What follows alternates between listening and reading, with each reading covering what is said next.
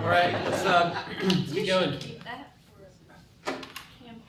So we always appreciate the opportunity to talk to you about budget, and today we'd like to cover some key budget trends and drivers, and then end with a discussion about fund balance from both a budget and a financial perspective. So before we get started, I just kind of wanted to point out that we're still really early in the FY19 timeline. We have so many key things left to do. I know Rachel just got the applications for the strategic partnership grants. We're analyzing the departmental and capital requests through March. We have some key revenue estimates that we don't get till March, and of course the state budget for education, which is a big driver, we don't get till May and sometimes into June. So today we really wanted to go over the trends, and the FY19 information will come later. So presenting on the budget with me today is our tax assessor, Keith Miller, tax collector, Jennifer Pike, budget manager, Jen Chilton, and budget analyst, Matt Evans. I think Matt's going to start us off on the Sub in for a second. So I wanted to talk about the portion I'm going to be discussing on the revenue side. Is the whole talk here is the economy, economics, trends, influences. So we picked four, one heavy, one medium, two on the lower end. Property tax being the heaviest portion of the revenues that we bring in as a county. Sales tax, medium size, but we need it, also the most volatile. Excise stamp tax, one we don't focus on too much, except for today, and you guys are in luck. And then permit revenue, which we're going to graze on because Matt's coming later in another work session, I believe, to talk permits, trends, forecasts. So I'm just going to kind of touch that so we can get familiar with it. Pass it over to Keith. Thank you, sir. Very well. Thank you, Matt. Thank you. So I'm always happy to get to talk to anybody that will listen to me about tax. You know, not many people want to hear about tax, so you know, I appreciate you guys listening.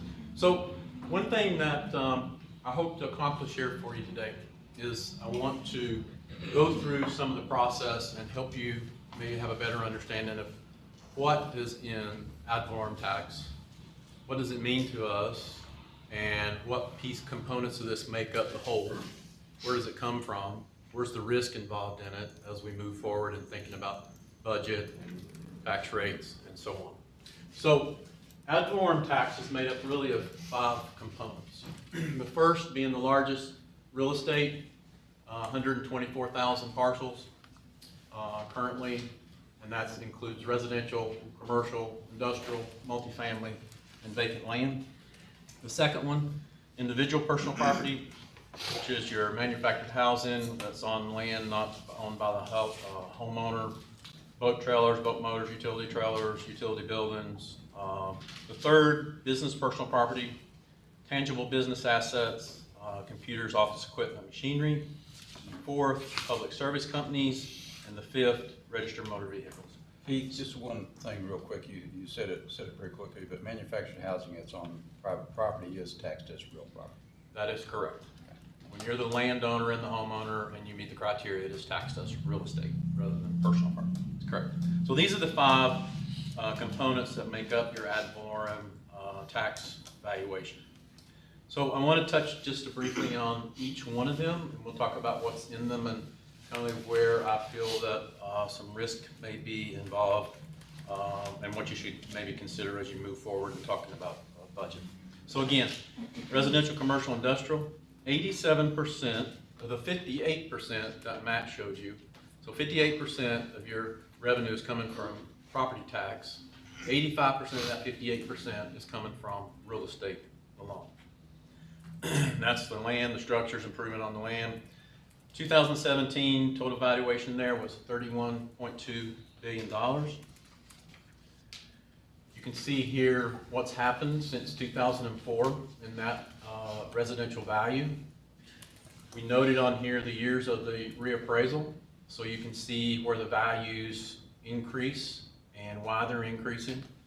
So one thing that I will point out here that everyone should recognize is that started in 2006 when we did the reappraisal. 2006 starts, that's the benchmark for you. Wherever we end up with value, that's where the value basically will stay until we get to the next reappraisal. So what you have in between there is just growth. There's no real reassessment. You know, the law does not allow us to reassess property in the non-reappraisal year. The only thing we can do is pick up the new value and add the new value for growth. So as you're hearing, even in the talks here this morning, as the economy has increased, you'll see the values starting increasing just for growth. So what's risky there is if the growth remains, then your revenue increases every year because of the growth, and then you can offset any additional costs that the county may have related to services. However, the risk is that the growth either slows, stops, or even goes in the other direction. But what you can be assured of is that until you do a next reappraisal, you will still be at that benchmark where we started in 2006. You should never drop back anywhere below that.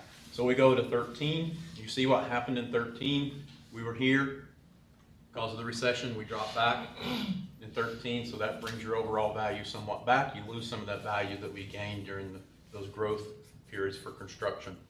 Then from 13 to 17, you can see that we've had a steady growth. 16 to 17, the next reappraisal, we had good growth. And that was overall market changes, okay? Not related to growth or construction, that was overall market changes. And what do I mean by that? Well, let's talk a little bit about, it was mentioned here a few minutes ago that the median sales price now, I think, was published as of January 1, 2017, to be in about $275,000. We've had pretty consistent growth and appreciation in homes, 10, 12% across Buncombe County. So that brings that median sales price up, $275,000. And that's what you realize when that happens from 16 to 17 during the reappraisal. This is the commercial, same years, same reappraisal years. You see in 2006, we had that growth in commercial because of construction. 13, interesting enough, 13 didn't draw back a little bit on the value like residential did during the reappraisal. Commercial, we noticed at that time stayed somewhat flat. You wasn't getting a whole lot of growth, there wasn't a whole lot of change in rental rates. However, but you know, the sales prices, unlike on residential real estate, held pretty good. So then we continue to grow into 17, and you see somewhat that same change, that same trend from 16 to 17 as the value changed for that reappraisal cycle. Industrial, you heard also the mention of this earlier, and this has been interesting to us, that unless you saw this on a graph, you would never really probably realize that this really happened. But from 14 to 17, we've done nothing but really but this. Now, the value's not huge, okay? You're still talking about from 220 million to 320 million. But I will support what was said here earlier, is that most of that came from beverage. Okay, New Belgium's new warehouse, you know, these top things that got added during that period, that there wasn't a whole lot of what I would term as manufacturing, but it was more or less more beverage related to that growth, I believe, than anything. So the next component, business personal property. This is all your business assets. So if you're operating a business, and what you should tell us every year on a listing form is what is the value of your computers, your office furniture, any equipment, any machinery. You should be listing that with us for taxes. $1.7 billion was the total valuation for 2017, and that come from about 8,500 accounts that we assessed from that value. You can see the business personal property only makes up about 5% of the total 85% of the value. Here's the trend for business personal property. And what's interesting here, I don't know if you remember that Tom was showing you a slide that showed you some growth, and it almost mirrored this slide here. Because as you see that growth, that change in 2011 from the recession, a lot of small businesses going out, restaurants closing, you know, we were losing business value at that time. But then we start climbing back out of it and come back to 2017, and 16 and 17 stayed somewhat flat. So again, risk here is kind of what you've already realized from the last recession. As long as the economy stays good, as long as businesses keep opening, as long as we get new apartments, as long as we get new hotels, then you will see this continue to steadily climb. Individual personal property,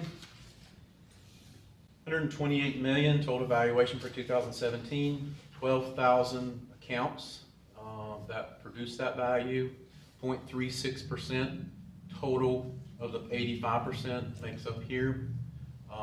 Again, this is not registered motor vehicles. This is boats, campers, your utility trailers, again, your personal property, manufactured housing that makes up this. This is the trend for that, and you will see again, we had that somewhat of a decline in 9, 10, into 11, and then we started coming back out of it. Again, very much tied to the economy. How many new boat motors people are buying, how many new campers people are buying, utility trailers. So when the economy slows, when unemployment drops back, people are not buying these kinds of things because these somewhat are, not everybody needs a new camper, so on. Public service companies. I'll give you some examples. Makes up 1.7% of the 85%. So these are the companies like Duke Energy, Public Gas, Bell South, AT&T, your airlines. I put Allegiant Airline up there, just an example for you. Duke for 2017, 367 million, Public Gas 63 million, Bell South 45 million, AT&T 13 million, Allegiant Air 1.1 million, for a total of $613 million in valuation for 2017. That comes from 340 accounts or 66 individual companies that is assessed as a public service company by the North Carolina Department of Revenue. This is the trend for that value. As you can see, it stayed somewhat flat until 2014. We had a little bit of a jog in the value there from 14 to 15, and then we've had another little increase in the value from 16 to 17. And some of that again is these folks making investments. 14 to 15 was the year that cellular towers, cellular companies started listing as a public service company. We used to assess them locally, but in 14 it went to the state. Now the state assesses them as a public service company. So public service took a little bit of a jog up there to show that new value that they picked up. Again, economy, very receptive to the economy. If the economy comes back, if Duke Energy doesn't invest any money in their facilities, if Verizon don't put any new towers in, if these top things are not happening, then you're not going to see growth here in your public service companies. The public service companies are a little bit different in how that operates, such as Duke Energy. You're not getting dollar for dollar in value as they put money into the plant out at Lake Julian, because it looks at more of a unit value for the state of North Carolina, and then we get our portion out of that based upon a formula that they use. Motor vehicles. Now motor vehicles, as you know, is assessed as tag and tax came live a few years ago. Now you pay your property taxes when you renew your tag. So those are collected by the North Carolina Department of Revenue. 247,856 motor vehicles built to date. That's how many we will build in one each year, 247,000 vehicles. That's $2.2 billion in total valuation for 2017. How we did see an increase there. Again, you see what happened in 2011. We started feeling the results of the recession. People weren't buying new vehicles. People may have even been moving out of the county, taking their vehicles with them, not registering them in Buncombe County any longer. Then it starts coming back, and then we get a big influx there from 15 to 17. So again, this is also tied, you heard Tom talk a little bit about population. As population increases in Buncombe County, whether you're owning real estate here or not, you're bringing your motor vehicle with you, you're registering in Buncombe County. So all those new folks that's moving here and moving into all those apartments, they're bringing their vehicles with them and registering them here. So the value does substantially increase with that. So I'll give you a little bit of information about valuation by your district. So you can see there how that breaks down and the total, where it's kind of allocated to. So exemptions, currently, I know it's interesting to most people that elderly exclusions were at about 4,500 residences. Veterans were at about 525. And the others, as far as exemptions, and we give you a little definition here of what that's about. And one thing to point out that I try and always remind people is that just because a nonprofit is a 501(c) does not make them exempt from property tax. Exempt from property tax is all related to use. Okay, it's about what you use the property for, not about your IRS status. Okay, it's about what you're using the property for. You can see here, I'll give you some examples of how the elderly has changed, the trend over the years. Now you see that from 16 to 17, but that's related to the reappraisal. You got to remember that a lot of these people are getting 50% of their value excluded. So as value increases, then the exemption amount is going to increase with that. Okay. Can you go back, I'm sorry, to the slide before about non-for-profits? Huh? So, so you're talking about what the buildings themselves are used for? Yes. So what would be an example of it? It wouldn't have to pay versus one that would? Well, anything that's, let's say, charitable. Okay. Okay, we'll look at ABCCM. Uh-huh. Okay, they're a charitable organization, what they give to the community, what the services they offer. So they're exempt based on the fact that that's what they do for the community. They're giving something in charity to the community. The churches, you know, they're their religious exemption. So those are the type. There's others. There's many different ones. Okay, but a lot of them are tied to charity. If they're not religious, then they're tied to charity in some way. Does that Like in answer some your question? situations, like One Oak Plaza is owned by, I think, First Baptist, but they pay property tax because Yeah, it's so, a and that's a good example, right? One Oak Plaza is is owned by First Baptist Church, but they do not use it for religious or charitable reason, so they do pay tax on that. If a charity operates an entity like a thrift shop that generates revenue, but the revenue funnels back into funding the charity services of the nonprofit, in that example, would the thrift shop building have to be taxed? The thrift shop, not if they own it. Now, what happens in most of those situations is they do not own them. They rent those locations. Or maybe I didn't phrase the question right. I'm trying to understand if a 501c3 charity is operating some function that generates revenue, but that revenue is going back into the pool to fund the charity's non-revenue generating operations. They can be exempt, yes. Okay, so that use would be exempt even though it was generating some revenue? Yes, because if Okay. we look at that, they are not in competition. Okay, they're not selling their products in competition with anyone down the street. There's a lot of things that go into that we look at where the money is going. They can't be paying the money out to anyone. It's got to be Gotta go funneling right back back to the in. organization Okay. to support whatever their reason may be. Thank Now, there's a couple of things there. Keep in mind is that there's two components to that for them. If they rent, then their business assets need to be listed, and they would be exempt on their business assets, or they can be exempt on the building if they own the building. But majority of them do not own the building. And to note there for you too is that if they are not the building owner cannot be exempt just because the person using it is exempt. Does that make sense? Yes, helpful. Okay. Okay, so a little bit of trend for you on the veterans exemption. So that has somewhat steadily climbed increased since 2013.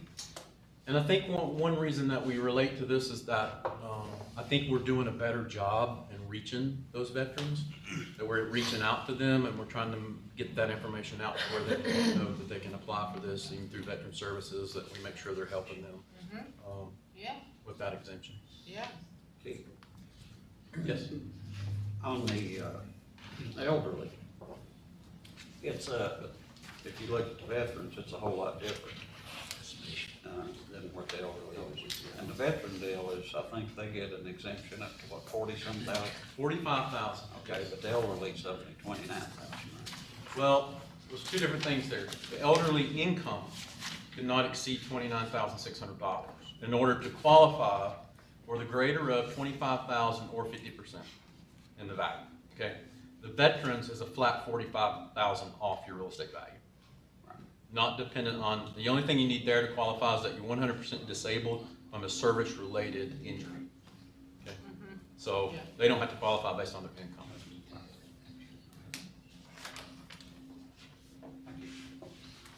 Exemptions by Commissioner's District, again, shows you a little bit about the distribution across the county.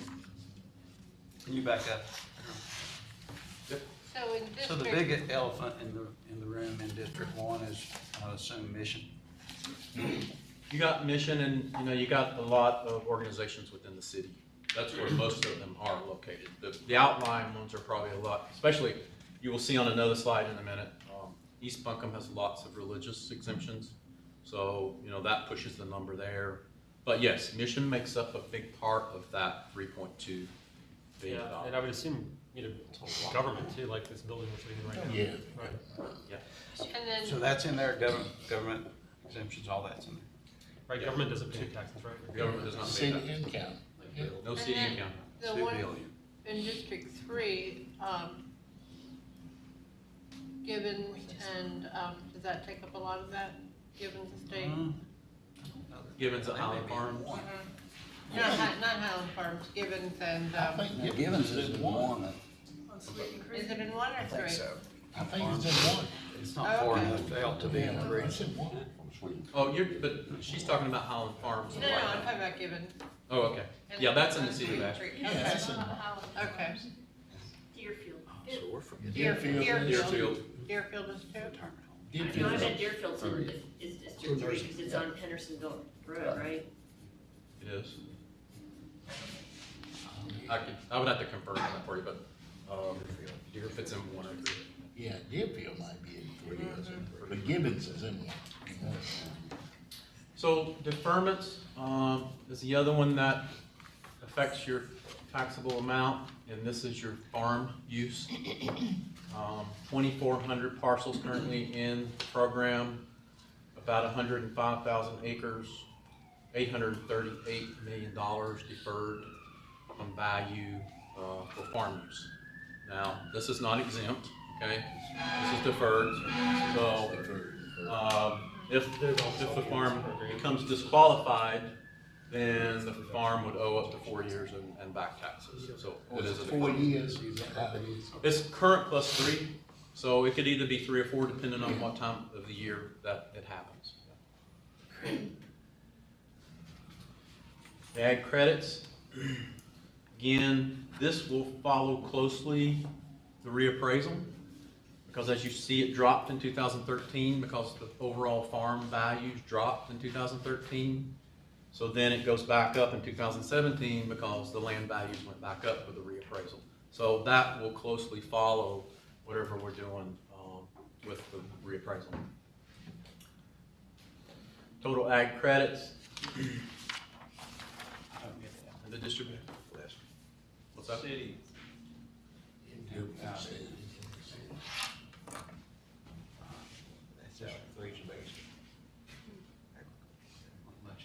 Did you have questions? No, Mr. Belton? no, I don't. Thank you. Non-taxable by fire district, so we split it out a little bit for you so you can see Well, that's really handy. where some of those are at.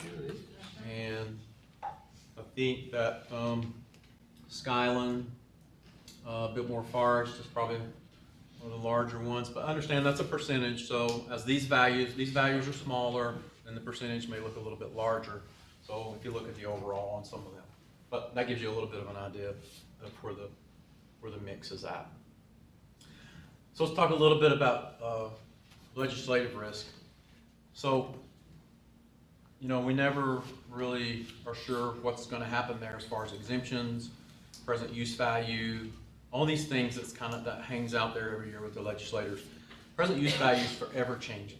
You know, they fix and put new stuff in that all the time, which brings more value into the deferments. So that's a little bit of a risk year to year on where you're gonna be with that.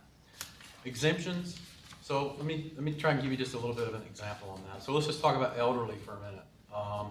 So the elderly exclusion, we're currently excluding about 300 million from taxable at 4,500 residents receiving that program.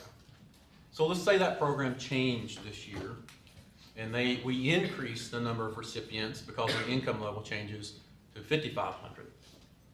Well, I know that those 4,500 have an average of about $78,000 each in exclusion. So you're looking at taking another $78 million out of taxable if that program was to change. Okay? And I'm not saying one way or the other if that's good or bad. I'm trying to give you an example. If that did change, what that would mean, you know, to you, and what that would mean to your rate because of the change in revenue. Same, you know, there's been some talk for a while that the veterans would change, that we'd go from 45,000 maybe to as much as 100,000 on that. So that could even as much double what that exemption would be. I don't think that got any traction. I don't know where it's at now. Maybe it'll come back, but those are some of the legislative risks that I think that are out there for you. And then just the overall risk again, as I try and look at values and I try and estimate values, you know, what you may see, and I will caution a little bit, is that the real estate market has been very good, as you heard from someone else, not just me, but even commercial, the growth in commercial real estate has been very good because we've added many new apartment complexes, new hotels, all these things that's pushed the value for this year. However, what I would suggest to you is that even the growth you may see this year is that we consider what is sustainable growth, because the apartment construction will slow down, hotels will slow down. There's no way that we can keep going the way we're going because the market just won't support it. So at some point, then that starts dropping back and leveling off. So you won't always get that growth in every year. So the other thing I want to point out to you too is related to value is that let's talk a little bit about the cycle that we go through. And as I talk the budget and give them numbers for FY19, what is included in that? So the appraisal date is always January 1 of any year. So let's say on February 1, I start a new hotel. 6 months, that's done. Well, there is no tax on that hotel until the following January, okay? So some people have come to me and said, oh, well, that hotel is done. They finished it in September, but they didn't start it till February. Then they really get a year of taxes of no burden, okay? So that goes on then the next January. So we're always in a little bit of a lag. The way permits come on, the way we list and appraise, when our appraisal date is, when it goes into which physical budget. So there could be some lag in value. FY20 will get some residual from this year because of some of these projects being under construction. So again, even if the building is under construction as of January 1, we assess that building based upon its percent complete. So if the hotel is 50% complete and it's a $20 million hotel, we put $10 million on it for FY19. In FY20, you get another $10 million for the total of the 20. So in those first couple of years, you may get some of the value in phases before you get all of it.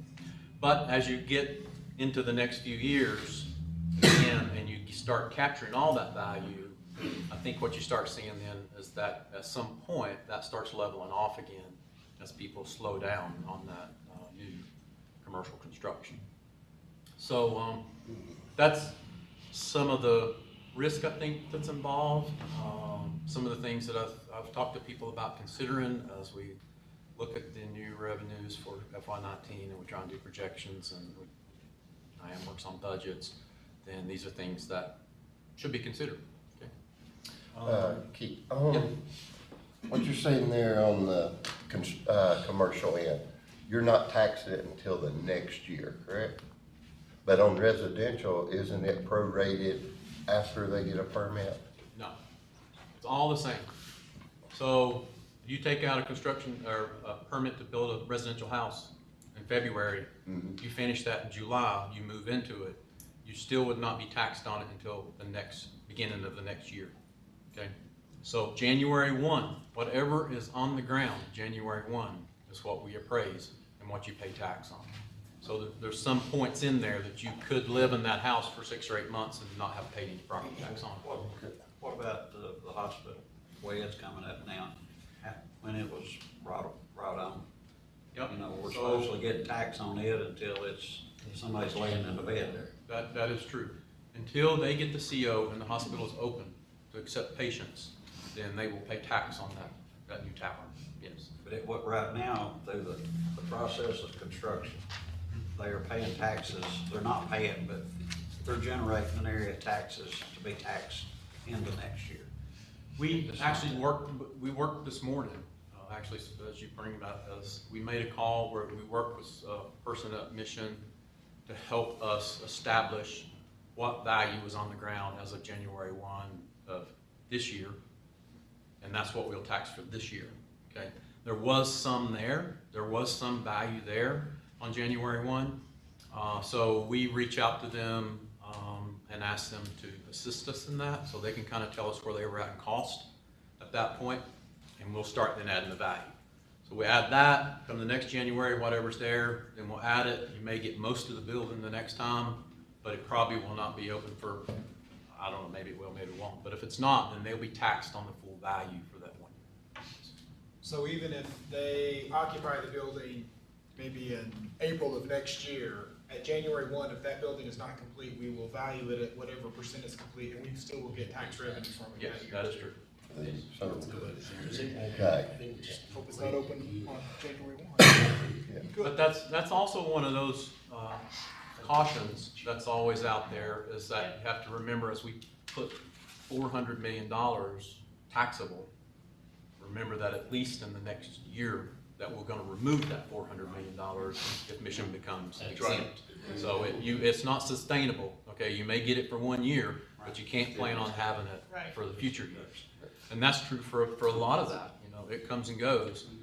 So we're careful as we estimate values about what's in those values, what exemption applications we have, what we know is coming up, that we try and make people aware that it's in the value that probably will come off at some point.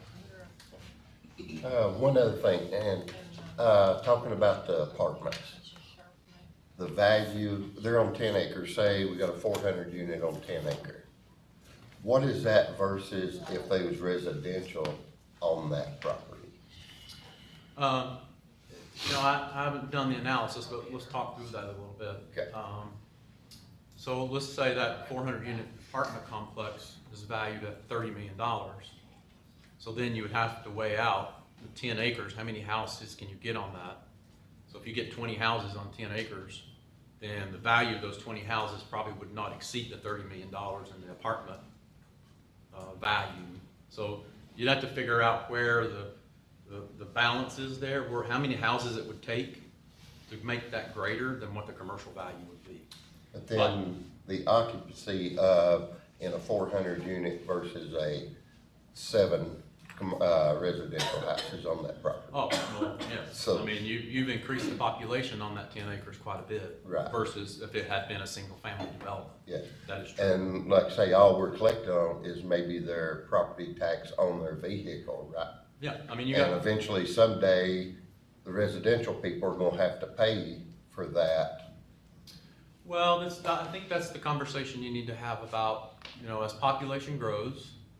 However, real estate construction did not grow, and those growth in those apartments is only paying property tax on the vehicle they may own.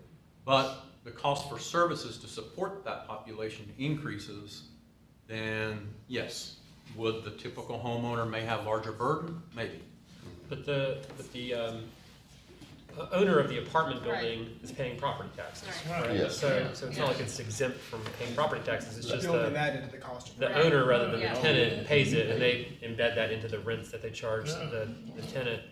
Now, and on multifamily properties, are the property taxes that they pay based on the assessed value of the improvements, or is it based on the income stream that the property is generating? Income for apartments. Okay. Yes. So, the other thing that does affect that is the value of where multifamily is at today. Also, if construction slowed now, may not be sustainable because as the rents drop, okay? Right, so we want to see those trend lines on affordable apartments, but high rents are actually, from a revenue standpoint from the county, are actually a good thing. Higher right? rents means Yeah. more in taxable value. Yes. Okay. Anything else? All right, that's very informative, thank you so much. All right, Jennifer Grace. Good afternoon. Keith touched on this, but I wanted to circle back to it just for a minute because I think I've heard some confusion from our taxpayers, so I want to make sure that we're all clear on the difference from tax year and fiscal year. So, as Keith mentioned, property is valued as of January 1st of a reappraisal year. So if it's valued as of January 1st, 2017, we bill it in August 2017, we've crossed into another fiscal year. So then when we're collecting for those bills, we will be collecting in fiscal 18. So, and I think we had a number of taxpayers that came in during the peak collection season, and they wanted to appeal their value. So this is why I thought this was a good point to bring up again, just so we were all on the same page, certainly as I walk through these slides. There's a number of topics through these slides, and I may bounce from tax year to fiscal year, and I will certainly try to guide and speak to each one individually so we all are getting the same information from them. This graph illustrates the collection rates for Buncombe and our peer counties for fiscal year 2016. The average was 99.34%. If you'll notice, we were 0.49 or nearly 0.5% above the average at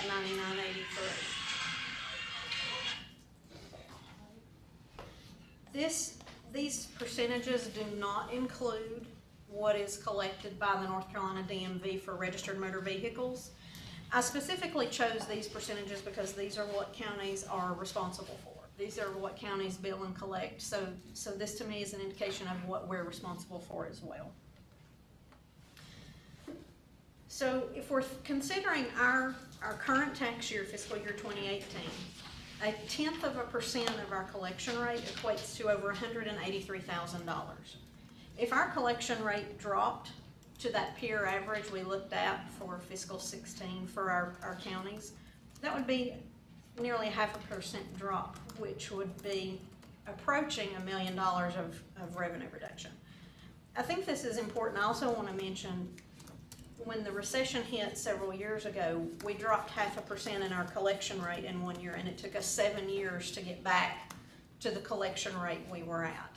So I think that's a good indication of what we could lose in 1 year, and then that continues for several more. We focus on collection with some compassion. We're always within legislative guidelines. We always have the goal of collecting, but we do try to offer our taxpayers a payment plan that fits in with their budget. Now that we're past peak collection period, we're very actively collecting what's left for tax year 17, but we've also set up many payment plans with our taxpayers who are already working on their 2018 taxes. So we're in effect working in 2 years very actively right now. We also offer an automatic draft option. This is completely voluntary. This is if a taxpayer wants to sign up with us for us to draft their bank account, their checking account monthly. So they're not responsible for keeping up with or remembering to send us a payment. We take control of that, and then typically those that are part of an automatic draft, they re-enter those every year. So they don't have to worry about their taxes being paid come December 5th, or they've worked this out with their budget, so they feel comfortable with it. Is there, an income level that qualifies, or can anybody? This is anybody. And this is, the automatic draft is also one of, if one of our representatives reaches out to a taxpayer who may be late this year, they're gonna that's gonna be their first offer. Let us help you with this. Let's get you enrolled in our automatic draft program so we can take control of that for you.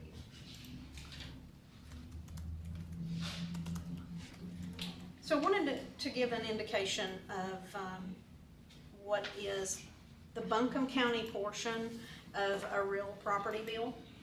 This does include commercial, industrial, and residential. There were almost 120,000 real property bills generated. They represent 169.4 million in real property levy. The average of those bills is $1,414. This is Buncombe only, so this is the Buncombe tax portion. It does not include the municipalities or the fire districts or the city school district. So in addition to Buncombe, we also collect for the city of Asheville, town of Black Mountain, town of Woodfin, town of Montreat, the Asheville City School District, and 20 fire and rescue service districts. For tax year 2017, fiscal 2018, we've billed over $277 million in property taxes. Last week, we had collected $269 million. This is an indication of the types of payments we receive. This is a graph for fiscal year 2017. We received over 160,000 payments. Lockbox is an internal process, it's electronic. If you include the coupon on your bill with your check, most often we're able to send that through an electronic process that does a mass payment application. Counter payments are face-to-face interactions, or if those checks, those payments cannot run through the lockbox. Mortgage is simply if a mortgage company pays the bill, and e-pay is if a taxpayer pays online, whether that be e-check or credit card. I would like to mention as well, so the lockbox and the counter, those are payments that are processed within the office. So 2/3 of the payments that are made, we touch, we process within the office. For fiscal year 17, this is the revenue that represents each payment type. I want to continue to grow the e-pay. Mortgages, it's pretty much anything in escrow, but I would like to continue to grow the e-pay portion because that's fewer people that come into the office, maybe have to fight for parking or stand in line. So that's gonna be an ongoing effort to kind of get that word out. So to wrap up, I just want to give a snapshot of where we are. So as of January 10th, now date of delinquency was January 5th, but January 10th is when we have everything processed and posted that was postmarked on or before January 5th. We were 93.71% collected. This is Buncombe only, with $11.5 million outstanding. February 9th, or nearly a month later, we were almost 97.1% collected with $5.4 million outstanding. So within that month, we collected quite a bit. There is an ongoing effort to reach our taxpayers, whether it be mailings, phone calls. So we're trying to, while we're compassionate, we're present. We're always reminding them we're Passionate but persistent. Yes. Are there any questions for me? So are most of the conversations on the phone? Do they come in, set up the payment plan? It just varies. Some people like to speak face to face. Right. So they will come in the office. Many of the payment plans start because one of our representatives has contacted the taxpayer. Right. Yesterday, we received over 330 calls to the collections division, and that was primarily because we sent out another mailing reminder that someone had some taxes due. So Can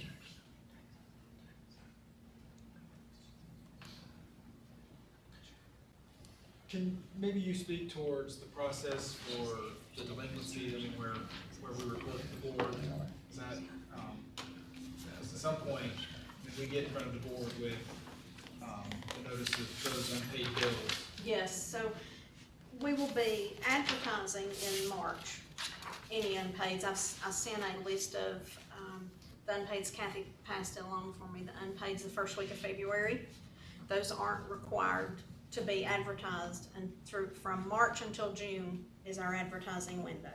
So the notice that went out last week that I referred to, that is a notice of advertising. That notice has to go 30 days before we advertise. And then once we advertise, I expect another influx or increase in payments. And then the final list of delinquencies or unpaids will be presented to the board at the end of June. Question asked, what's the interest rate, or are the interest rate on the late? Yes, so if the taxes are not paid as of January 5th, it's 2% that first month. Every month after that, it's 0.75%. So the first month is 2, and then it drops to 3. And then it drops to 0.75. And that's based on state That is, policy. yes. State. Now, are all 100% of the outstanding property tax notified, or is there a, if it's less than? If they are in bankruptcy, they are not. We stand back from that. Okay. But of others, yes. You probably should also clarify on that interest that we charge, that does not come to the county, right? That is. No, the interest does. So the interest, okay, well, then there we go, the interest does come to the county. Penalties. If there are late list penalties, those penalties are passed along to the school Yeah, district. penalties go to the schools. Yeah, that's what I was trying Oh, to the that's what I was school. trying- There we go, don't know everything. It goes out. Yes. Yes. Thank you. All right, thank you. You guys feel good still? Yeah. Ready to talk about budget? Yes, sir.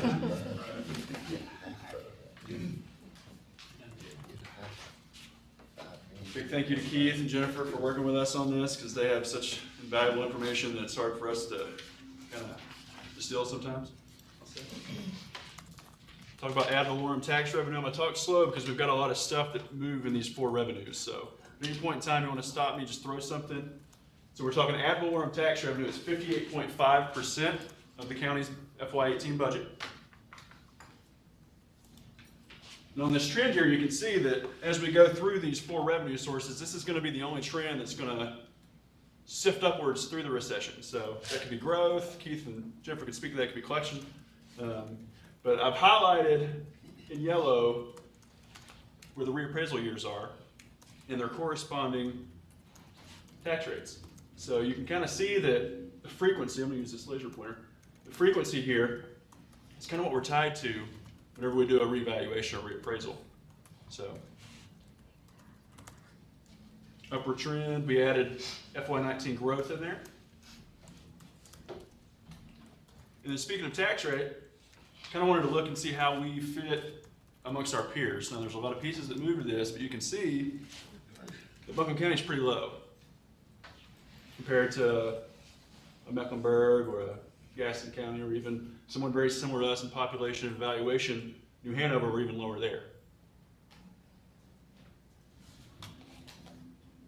You've heard us say this a lot, but constructing the FY18 budget, the value of a penny given the valuation, given the levy collection rate, was $3.6 million. So expect those talks soon from us when we start coming at you with budget stuff. I wanted to throw an example up. So I got with the folks in tax, and we sifted through some residential tax parcels to try to find a mean valuation of a home. I think with Tom and with Keith, I think we've been talking about sales prices, but we're looking here at just strict valuation. If we take a valuation of $219,000 and we use our formula with our given tax rate, it's $1,183. It's $1,183 tax bill that someone could see. And that, of course, is the county portion only. That doesn't include fire districts or school districts. So $1,183. So if we take that a step further and we go value of a penny, it's 22 bucks. So that's 22 bucks on my tax bill. Every 1 cent of that tax rate. Is that good? Everybody good with that? So moving on to sales tax revenue, we're going to be talking about percentages of percentages. So don't let me drift too far here. So we talked about the biggest revenue source. We'll talk about intergovernmental later with Diane. Let's talk about a medium revenue source. This is one that obviously is volatile to the trends of the economy, statutes, anything they decide to do in the state. 9.14%. I think it's good to note that I didn't know this until I started working here, but so if I go to a store and I pay for something, that's all going to get collected at that store. End of the month, they're going to send that to the state. So we're in month number 2. So in that month, the state is going to assess, or they're going to look over all of that, and then month 3 is going to get kicked back out. And I'm going to go into detail for each of these articles or each of these percentages of this 7 cents to try to guide you guys through what all this means. So, 3-month lag there, and Diane's going to speak to the fact that given the fact there is a 3-month lag, if we're in current month that we're in right now, February, we might have only gotten 4 months worth of this year's revenues in for sales tax. So we had a gentleman from the fire district come up to us the last work session that we had, and he's like, hey, is there any way we could get those budgets sooner? And it's like, well, I don't know, because we're kind of working on, if we give them to them in March, that's 18 months ahead that we have to project this stuff. So we all know that it's 7 cents. It was more at one point, but now we're at 7 cents. Of that 7 cents, 4.75 cents goes directly to the state. Goodbye, see you later. That's not ours. Let me back up one more. I'm going to talk about Article 39, that's 1 cent. I'm going to talk about 40, that's just half a cent, and 42, which is another half cent. But by referendum, we have Article 46 sales tax, which is AV Tech. Mr. Fryer knows about that. So I'm not going to go into that because that passes straight through. That doesn't stay in the general fund. So, Article 39 sales tax, like Article 42, and I'll rehash this when we get back on the Article 42 slide. This one actually comes back to the county in some form or fashion. So we pay our 7 cents. 1 penny of that is going to get thrown at the state. The state's going to go through their process, and it's coming back. 50% of that is going to go towards school capital via the School Capital Commission Fund. That's our Fund 26. The other half of that is going to go to the 20 fire districts. It's going to stay in the county's general fund, and it's going to go to Asheville City Schools, and that's based on a levy formula that we have on ad valorem. So a lot to think about there. So Article 40 sales tax is a half a penny. So of this 7 cents and of the 2, I should note that every county in the state has 2 cents that they levy. Every county, 100 counties. We've got that extra Article 46. So half a cent is going to come back. 30% of that is going towards school capital based on ADM, average daily membership. The other 70% is divided up amongst the general fund, the 20 fire districts, and Asheville City Schools. Article 42 sales tax is like Article 39 in the sense that it does come back to the county. Let me back up. Sorry for jumping around. Article 40, when it goes to the state, it gets put in a pool, right? So state has all these crazy metrics that they use, and they have some sort of index. All the Article 40 money gets pulled together, and then it gets kicked back out via population. So we might have someone come here, and then that half cent, we might not see it, or at least all of it. So Article 42, like Article 39, does show back up in the county. If I'm losing you, let me know. So 60% of that, like Article 40, goes to fund school capital via average daily membership. The other 40%, again, allocated towards our general fund, Asheville City Schools, and the 20 fire districts. And I just interject that as a retail hub, anything that's point of sale for us is better than per capita, because we would get more back. Yeah. And you can spend, go ahead, I'm sorry. And that determination, whether it's point of sale or per capita, is made at the General Assembly level, always? Okay. Yeah. Right, and I mean, that was the big debate a couple years ago, right? They were gonna change that, and it would have been pretty devastating to Absolutely. us. Right?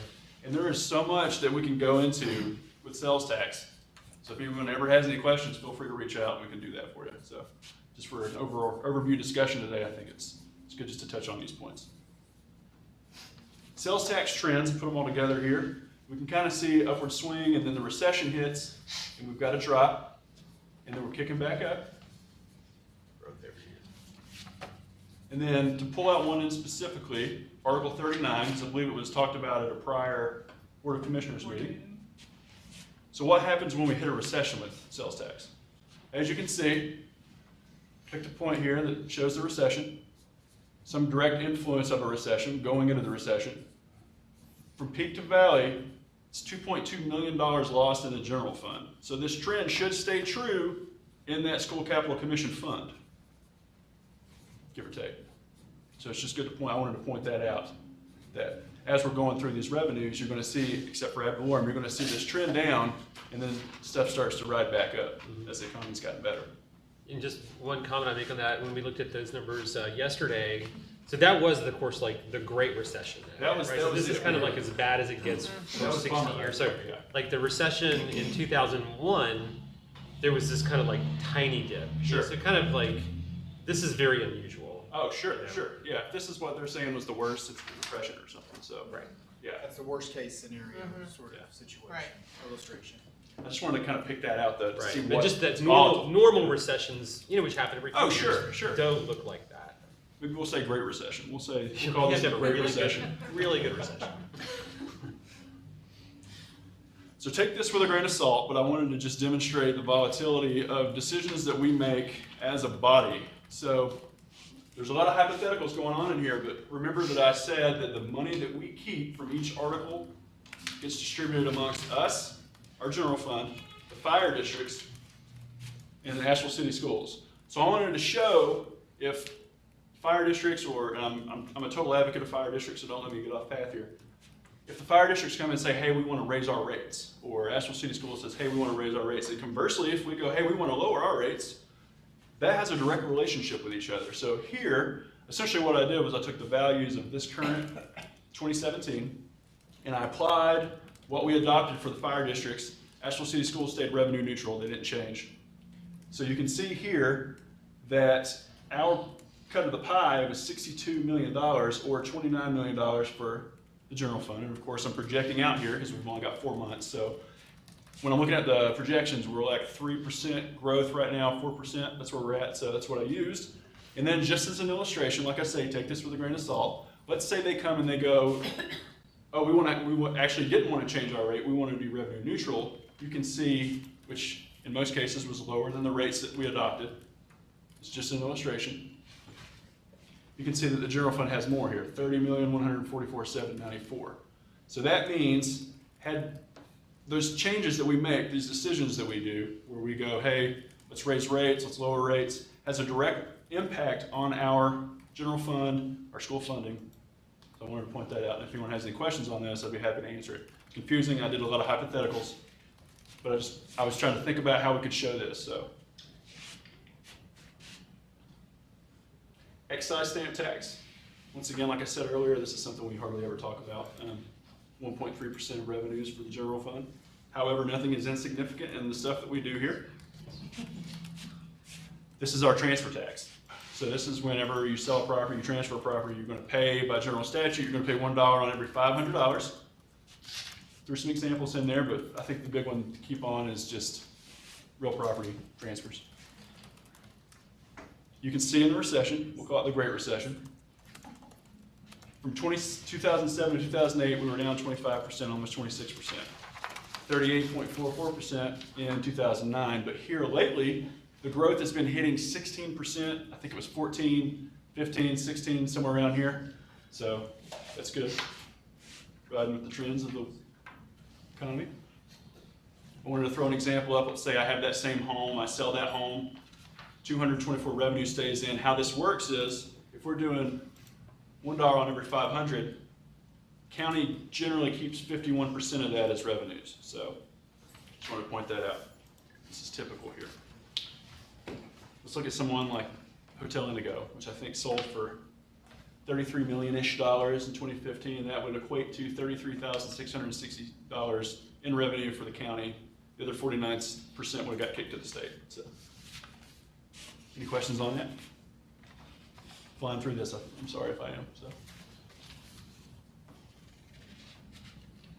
permitting revenue, I wanted to just raise this. Like I said, Matt Stone, I reached out to Matt and I was like, hey Matt, you know, budget offices, we're talking to the commissioners about permit revenue, what do you want me to tell them? He said, just talk about the trends, but I'm gonna let Matt talk about the trends later. So Tom was nice enough to let me borrow one of his slides. Pretty wild looking. Seen that before. Yeah. So as you can see, recession area here, obviously it was down, trending back up, getting kind of crazy here. And then I just wanted to show when we budget, our budget office, we budget what we know, so we would have budgeted here. So. Could you get back to the previous slide, Absolutely. please? So, you know, with all of the, you know, these thousands, hundreds of thousands of apartments being, you know, constructed and permitted, I'm surprised that the values seem so small compared to, you know, other commercial and single family permitting.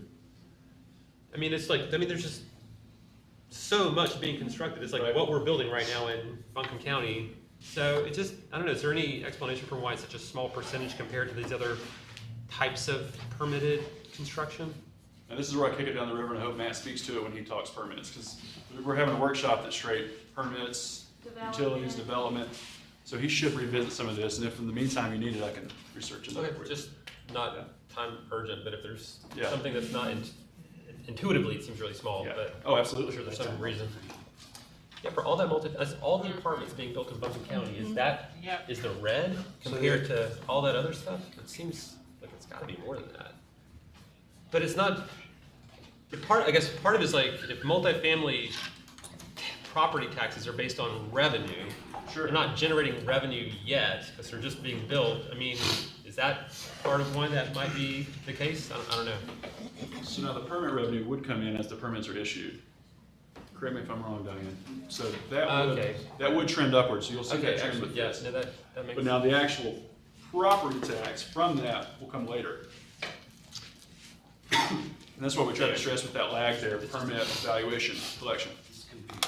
I think it's the when you buy a white car, you see a bunch of white car effects, since it's like 265 square miles. Like, so we see, we're downtown, you know what I mean, like where we see a greater percentage maybe, versus like being out spread all over the county, you think? Maybe you said- I don't know. I mean, it'd be good to know how many of it, like the volume. If we have the permit value, I mean, it just, Right, you're right, there's not that many total projects, right? So there's only a few permits being pulled, Right. even though they're relatively large projects, so maybe it all makes sense. And we have the permit data that we can pull, and I can send that to you. I mean, we have all this. This is only county, right? Yes. Because the majority of Oh, the yes. apartment complexes in the city. Yeah, that's a good point. that's what I. Oh, so they I wouldn't go found through the out. county's We're not gonna go to the county That permit. makes a Right. ton of Great catch, sense. Keith. That makes a ton of sense. That's just the white car phenomenon. I was trying to, that's a And very the good job. And the white car. And the white cars. Probably a big part of it. So that concludes revenues. Any questions? Yes. Yeah. Just thought of it, and this has something totally different from what we've talked. What's gonna happen on Sardis Road where the apartments partly in the city and clubhouse in the city and the apartments are in the county? We will split it. It's, whatever's in the county will get the whole thing. Whatever's in the city, then the city will get. Okay, but they won't get the whole thing. So They're not going to get the whole whatever may be over the county line, Yeah. then that's it. And we did the same thing with, Right. if you know the Mission Part E building, Fletcher. Okay, so that's split between Henderson and Buncombe. So we split the value on that building. Henderson gets part of it, we get part of it. It'll be the same, it's the same thing. You do a percentage split on square footage or? Yeah. We try and determine where the boundary line is at in the building and then determine the square feet that's allocated to each county or the city. The city will get all they'll get is just the square feet that's in the city, That's true, yes. taxable for their stuff. We Does that answer your just like question? Robert said, he's heard it, Yeah, but the city was gonna get it all, but it was permitted through the county, the whole thing. Now that's a question for Matt as far as what they permitted in the city, what was across the city line, who permitted that part. And I bet, well, I shouldn't say, well, you should ask Matt that question when he's here. But I would think there was a city permit involved in that also. But that's a good question for Matt. Yeah, he'll love that question. Excellent. I'm gonna pass it off to Jen. Switch gears for a minute. All right, thanks so much, that was great.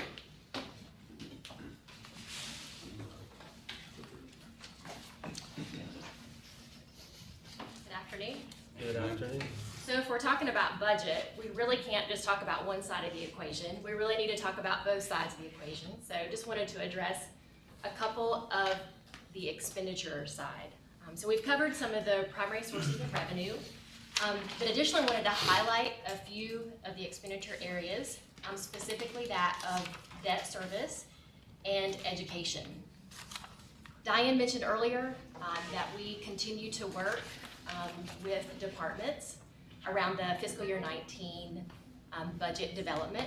Know that the Office of Performance Management and the budget staff continue to work very closely with departments on those requests.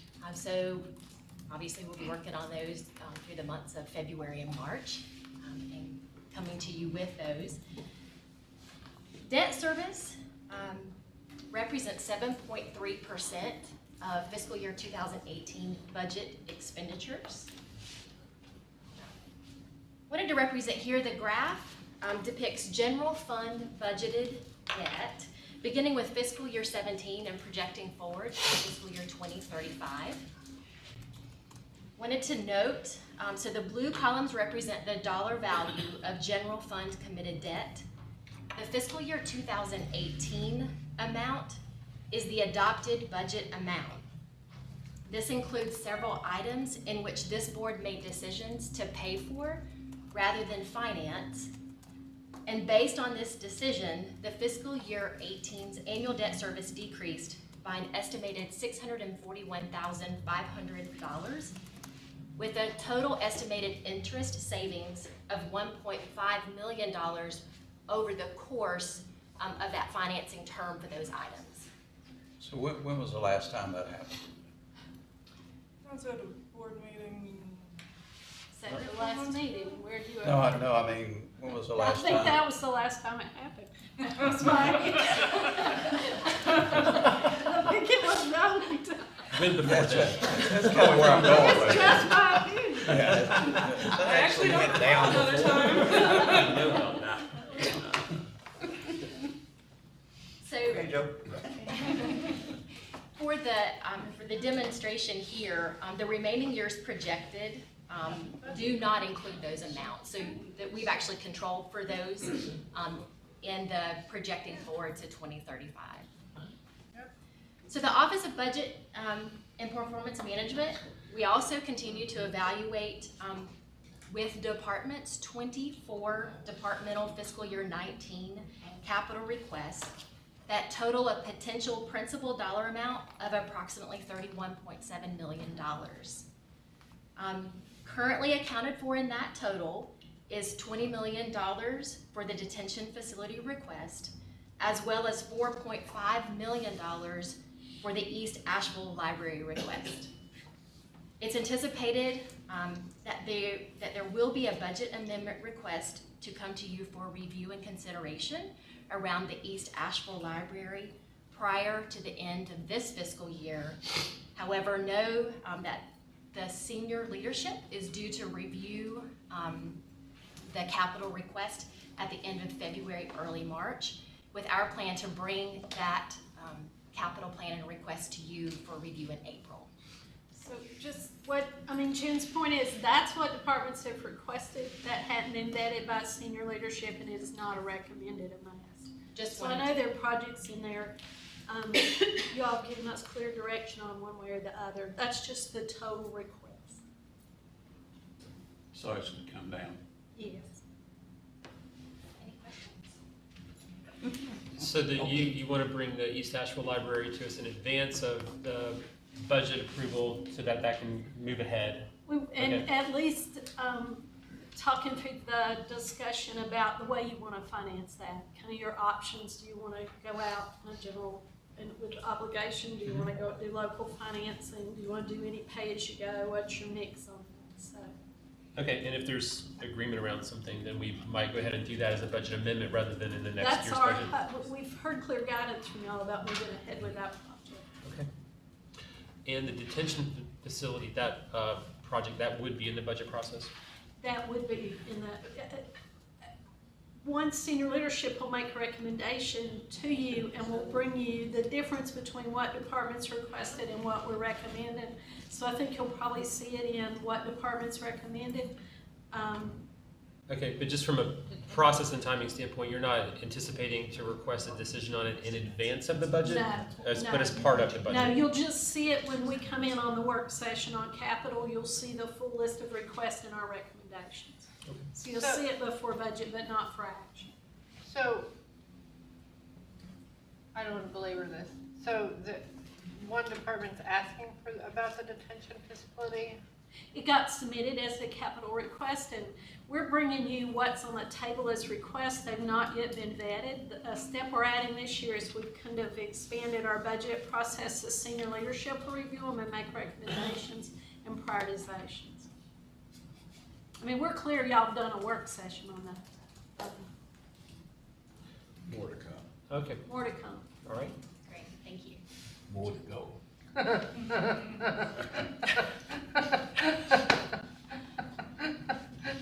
How do you really feel?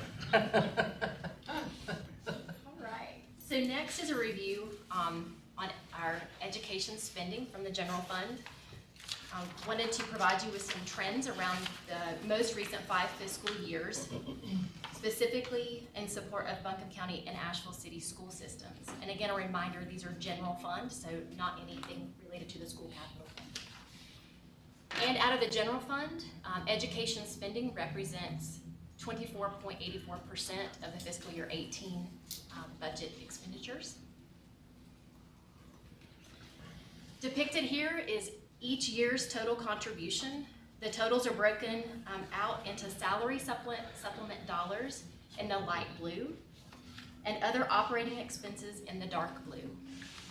The one gray box for fiscal year 2016, which is $4.6 million, is a one-time dollar amount approved by the board as a transfer from the general fund to pay debt service in support of Asheville City Schools, Isaac Dixon, and Asheville Middle School capital projects. Growth in budgeted expenditures from fiscal year 14 to fiscal year 18 is 22%. The dollar amount increase from one fiscal year to the next is indicated in the text box between each column. Oh, it's disappeared from our graph map. So just in 4 years, teacher supplements have gone up $6 million? That would be correct. That was the new schedule that was adopted and phased in over 2 years. And that includes the, what we did for the certified teachers plus the additional pay for the non-certified. So it's all that together, right? And part of the issue is the state has continued to increase teacher salaries. All the supplements are based on a percentage. Right. As those salaries go up, the supplement sits on top of that. Is it possible to separate the teachers out of that and the non-certified, to look at They that? have to get it from the school system. We need to do that. We've asked for it a couple of times. I mean, maybe not directly to you, but we just talked about it a lot. So the supplement for teachers We just and need to see that non-certified. the lower paid, The lower received paid, what they were supposed to So receive. Tim and I and Diane have met with both systems and are clear that that's a number y'all want to see when they come in for their education We are workshop. looking to get that I mean, information. I'd love to see it Yeah. before then. Okay, Sure. we'll Before ask then, yes, for it. absolutely. Only other thing I'd like to see in this is, how many counties are doing this? I mean, this is a $20 million supplement. How many, Henderson, I'd like to know how many major counties. Absolutely. Is there, or do we have a stopping point? That's the second. We just can't keep going. Well, I think when the, you know, when they came to us, I think I totally agree we should look at that. You know, I think they did do kind of a pay study analysis in the region, looking at the neighboring counties, and that was the basis for some of the recommendations. And, you know, and we approved what they asked for, so that's been done now. So, I mean, not to say we won't ever need to do anything ever in the future, but, I mean, my sense is that we have now funded what the school board But we requested will that we continue to fund. fund. Right, but I mean, there's inflation and what the state does and things like that, but like the big increases we did over the last 2 years, you know, I don't think they're asking us to do that kind of change, you know, every year going forward. We've already done it. But that number will keep, so it went up almost 3 million in a year. That's the second part of the phase-in? Well, no. And state salary changes again, like affect the amount of the supplement, because it's a percentage of their salary. So the state really has made some significant gains in teacher salaries over the last couple of years. So we did that in 15 and 16? That change? Or 16 and 17? It was 17 and 18. 17 and 18. Yeah, So 17 was the first. the last two budgets we approved included this Right. supplemental pay increase. You can see where it really bounced up. Well, last year we approved this year's right, budget, so we're right, in right. this year's budget Oh, now. yeah, that was the second. Right, yeah, yeah. Cause you, yeah, you're right. The one final piece, and obviously may be important as we continue to discuss education and refine the data around that and really doing a drill down into it.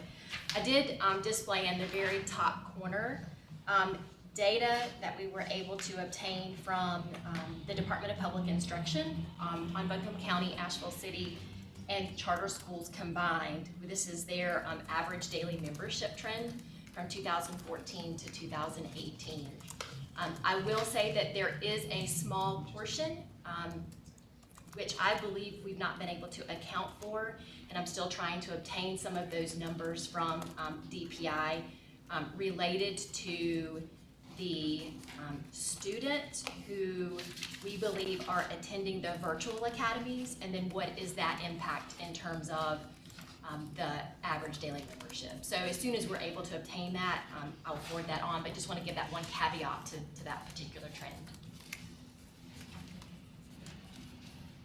Any other questions related to education? Thank you. Can you back up? Yes, sir. Sorry. And this is for later, but, you know, we're looking at that, we're concentrating on that big number on the right, but there's a big jump between 15 and 16 of 7 million. In the total education funding amount, not Yeah. no change in the supplement level. Yeah. And part of that was that $4.6 million, which was what we were paying for, That's the city schools, Yeah. 2 city schools, okay. Yes. I'm good, thanks. City and Did- incremental, right? No, that was just the That 2 wasn't- city schools was in the That's- general fund Yeah. for That was Dixon in the middle school. Dixon, and the middle school was in there, and then it came out. It's now in the school capital When the commission. legislation changed for the school capital fund, and that got moved, that debt got moved to that fund. Yeah. So it came out of the general fund, and part of what enabled the supplement change. So I just wanted to highlight some significant budget process changes that the county manager has made for FY19. I think Jen has already covered kind of February, March, but using existing resources, the county manager did create a performance management team, and they've really become a crucial part of the budget process now going forward. So much analysis is going into budget requests that just hasn't happened before because we didn't have that resource. So again, budgets on the capital plan will both be presented to senior leadership team by the end of February and March. In April, the county manager will tell departments what her recommendations are from their requests. That step was not really in place before so much. And in April, we will present the county capital plan to the board. That has kind of been hit and miss over the years. And then in May, just wanted to point out that prior to the county manager doing her recommended budget, we'll make sure you get a line item detail of everything involved with that. So wanted to take a minute and go back to revenues and talk a little bit about how we plan for like the big three in particular today. Because as you can see from the green ring, those make up about 84% of our revenues. So that's property tax, sales tax, and intergovernmental. And just go into each one a little bit. So for property tax revenue, it's really calculated by a formula. We get the net assessed valuation directly from the tax assessor, which is then multiplied by the property tax rate set by the board. Those two things combined give us the levy, and then we work with the tax collector to see what collection rate she's comfortable with. If you multiply that out, that gives us our property tax revenue estimate. So some of the risks that we see with property tax revenue, I think Keith did a great job covering kind of 1 through 3, but of course economy and market changes, availability of land and infrastructure, legislative changes, and of course the property tax rate that's annually set by the board could be an opportunity or a risk, depending. Questions on that? So next to sales tax revenue, and we kind of talked about, Matt talked about the lag, and it also just has many variables in it, but if you look at the two calendars, next month we'll be estimating sales tax revenues through September of 19. So that's a long period with a lot of economic uncertainty. Some of the risks that could impact sales tax are, of course, in the economy. Do people have discretionary spending? Covered the 18-month lag. Legislative changes over the last several years, it has seemed to be a little bit of a target at the General Assembly that they look at the more wealthy urban retail hub type counties like us and want to redistribute some of the sales tax revenue to the more rural areas. So we're always, that's a concern we have every year. Are they going to come up with some kind of formula change that would affect our share?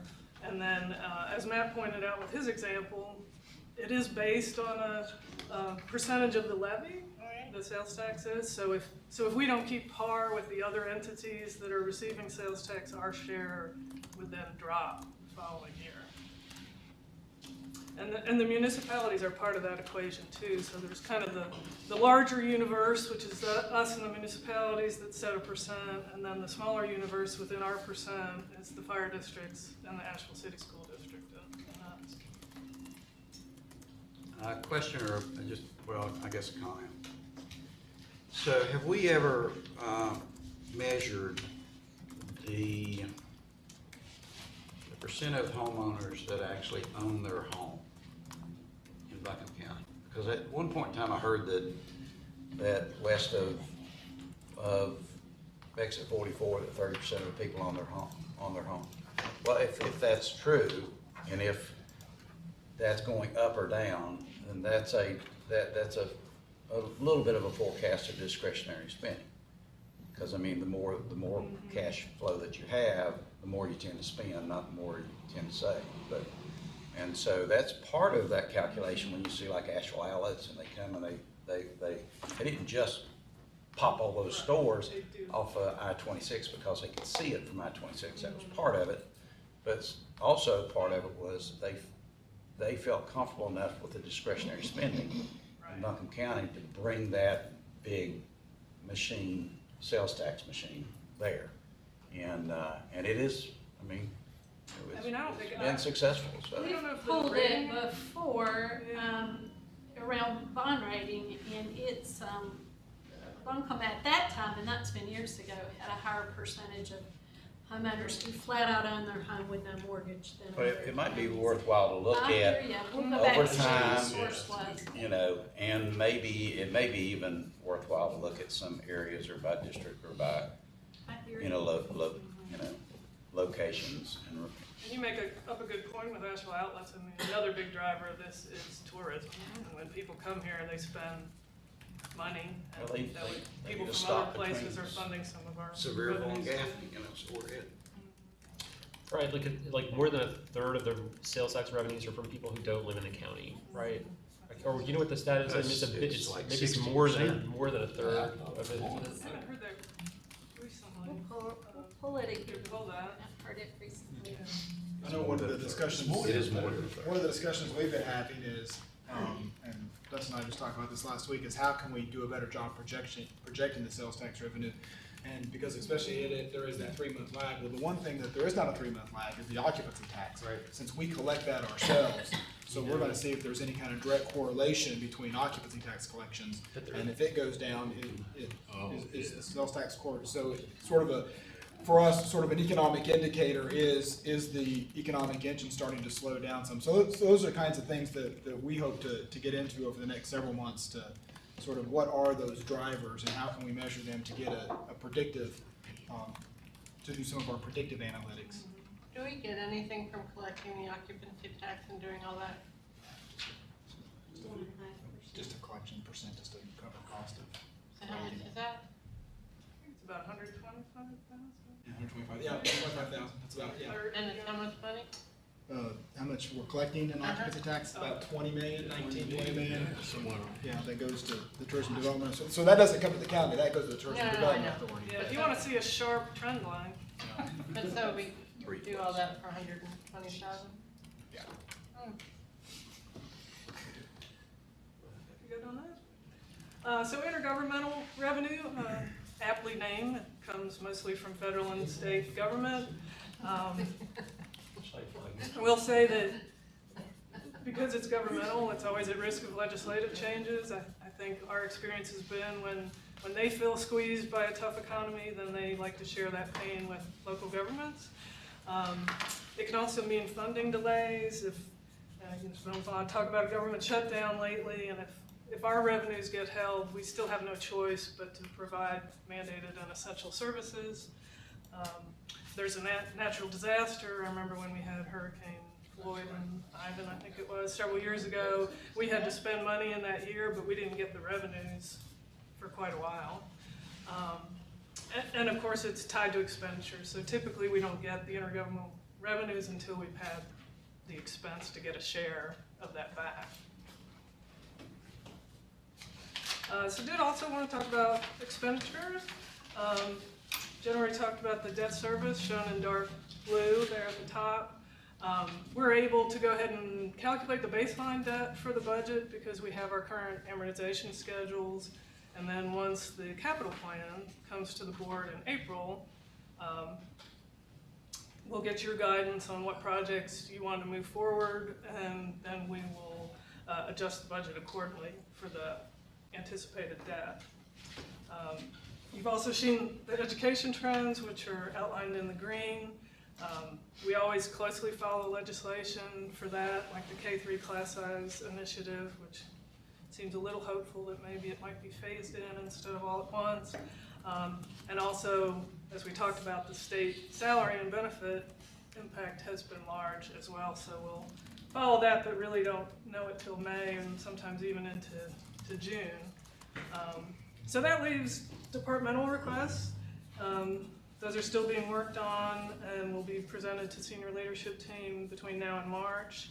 And all the directors will be in attendance for their piece so they can speak to their budget and their requests. Common theme, some of the risks to expenditures include the economy. That would be true because sometimes there's an inverse relationship to the economy and the services we provide. So if there's an economic downturn, more people come to us for service. Also the inflationary impact on our salary and wage, and also the services and products we have to buy to do county business. Another thing we've seen several times in the past is unfunded mandates from government agencies. They want you to do something, but they don't give you any money to do it, so that has an expenditure impact. Kind of a global issue that affects our budget is health insurance inflation. I think everybody's dealing with that nationwide. So I did want to mention we have a multidisciplinary team that's looking at that right now to try to form some strategies going forward. And then, of course, just any kind of unexpected event can also impact. I know when there's a hurricane in the Gulf and it shuts down the pipeline and fuel prices spike, things like that. So in terms of balancing the budget, as you would imagine, the state legislature says we have to have a balanced budget. And if you look at the left-hand side of the equation, we've talked about both expenditures and revenues. When you do subtract those out, they never equal zero. We have about 1,300 expenditure accounts in the general fund and 159 revenue accounts, and just with so many variables, that's never going to equal zero. So really, what you do with the gap typically is appropriate fund balance and see if that's something that you have the savings to do, and that's the strategy you want to use. So if our goal is to lower fund balance, you look at the bottom section, there's a couple ways to do that, either lower expenditure appropriations, increase revenues, or some combination. While we certainly during the FY19 budget process want to true up any revenue and expenditures that aren't appropriately budgeted, I'd always advocate that you still need to maintain a level of conservatism given all the inherent risks that we've talked about today. If we're too aggressive in our revenue estimates, then and we come up short, then we would spend fund balance. If you're too conservative in your expenditure estimates, then it limits your flexibility if there is an unexpected event, and could also lead to a budget violation if you overspend your appropriations. Again, timing's kind of an issue on expenditures too, because the last time the board meets in the fiscal year is June, but we have expenditures that keep hitting the budget till August, so that can also be a little bit of a risk. I do want to take just a minute and talk about appropriated fund balance. This chart shows the adopted amount that we've used in the last 5 budget cycles, and as you can see, the FY18 amount is quite a bit larger than we've done in the past. However, this budget year, 2018, the board has taken action. These are all the budget amendments that have happened for fund balance this year, so we have been able to reduce it almost $1.1 million, primarily from the board's decision to reduce the economic development incentive. And when I give you the budget to actual update on February 20th, the monthly update we're starting to do, I'll discuss how our projections are shaping up for this year. I will say in budget, we're constantly reviewing your actions and legislation, making sure revenues are coming in on target and expenditures are staying within appropriations. So this is Bill Rymark, and I just wanted to point out, I'm sure you know this, but in North Carolina we're just very fortunate to have the UNC School of Government. It's a great resource for us in all the various disciplines in local government. And he is the director of the MPA program and also their resident budget expert. We invited him to be here today in case you had any questions on budget processes or fund balance, but he had to teach classes. So he sends regret, but he did share some materials that I'll share with you. So this is just the legislation.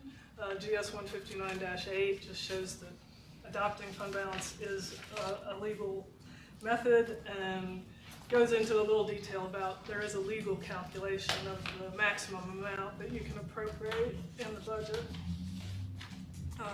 Also wanted to just show that appropriating fund balance is a common budget tool among our peer governments. This is FY18, and it shows the population, the general fund budget, and the fund balance appropriation, and then fund balance as a percentage of expenditure. So even with our historically high amount that we budgeted in FY18, we're still kind of middle of the pack there.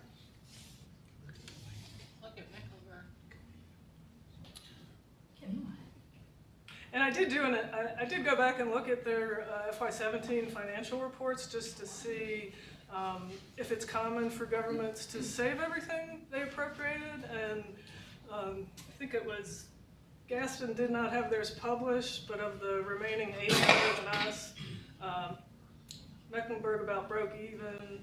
One spent about 1.2 million, and the rest were anywhere between 9 million and 19 million added to fund balance. So I just thought that was kind of interesting. So Bill Rivenbark has a audio clip we're going to play just covering the reasons for fund balance, and thought this was kind of a great segue of how fund balance bridges both the budget and financial world. So we'll play this, and then are you the master of that? I think so. I'm the clicker for this.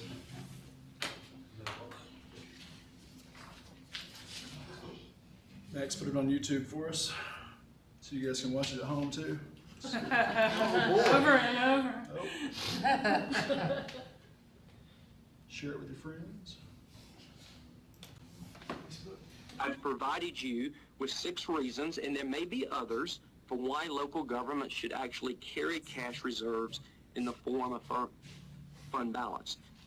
The first one I would probably consider absolutely the most important, working capital, given that local governments collect its major revenue source, as you know, property taxes, one time a year, and need the necessary working capital to cash flow for the remainder of the current fiscal year, but more importantly, the beginning of the next fiscal year until you can collect the next rounds of property taxes. And I'm really thinking about the months of October, November, December, where your cash reserves can become very low until you collect the next round of property taxes. For the local governments located on the coast, you're absolutely going to recognize this next reason, emergencies, responding to the fact that local governments must even spend resources before reimbursements can be obtained from FEMA, for example. Of course, we need cash reserves as a source of capital financing. And I really want to emphasize this because a local government needs to maintain a sustainable balance between debt financing and pay-as-you-go financing for acquiring capital assets. We don't want to rely totally on debt, and we don't want to rely totally on our cash either, for that matter, but we want a proper balance between the two to bring on the necessary capital assets to move our communities forward. This balance takes us to the next reason as well. It's also highly recommended by the bond rating agencies when they want to see a nice balance between the two, and rating agencies want to just see an adequate fund balance, again, as I've already mentioned, about reducing the risk of a local government over time. The 5th reason I want to mention is local governments often use fund balance for balancing the budget. They may use fund balance for a particular capital expenditure, for example, or they may just use it to close the gap. They get within a small amount to balance the budget, and they put in an amount from fund balance to close that last $50,000, for an example. And this is widely used, particularly within our larger local governments. And I want to make a point here, and when I'm training elected officials, I also like to really talk about this point. Just because you use fund balance to balance the budget doesn't necessarily mean that your fund balance is going to decrease at the end of the fiscal year. Once you get to the end of the fiscal year, regardless of whether if you use fund balance or not to balance your budget, if actual revenues exceed actual expenditures, your fund balance is actually going to increase. And then finally, in North Carolina, this is absolutely critical. We want to maintain adequate fund balances to avoid receiving a warning letter from the LGC, which I'm going to talk about a little bit more in a couple of slides.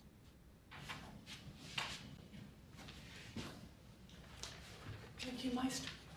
Very well. So that concludes the budget piece. If you don't have any questions, I'll turn it over to Tim for the finance piece of fund balance. Tim has about 3 minutes worth of discussion, so. So if you're thinking you want to take a break, if you want to just hold on for 3 minutes, then it'll be. Because what discussion is not complete with the CFO talking about fund balance, because I know we talked about it so many times, but really this it sort of just plays well with the discussion that you've had on budget. So really, so I think you've got a handout that does a better job of, so basically what I wanted to walk through is just the different categories of fund balance we have. Does someone have like a presentation available? That Hold that thought. Hold on, guys. Yeah, Sorry. let's, so I want to confuse you all by, let's guess the number.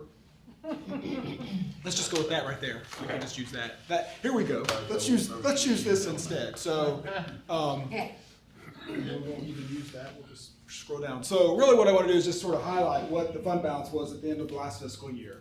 Because it is broken out into 5 different categories. I think we ended the year with about $77.6 million worth of fund balance. And so those categories are really sort of broken out into sort of broader categories. So the non-spendable, which are those things that cannot be spent, which is usually prepaid items or inventory. So we've got, I think at the, I believe it is at the landfill and general services, we have fuel reserves, and so we measure that. So I think it worked out to be about something like $58,000 worth of fuel reserve. So that is part of the fund balance. The other part of fund balance is the stabilization by state statute, which basically is that part of our fund balance that really has already been spent. We've already incurred liabilities. It's where it's already been spent on something else. It's just showing up in our bank account, so to speak.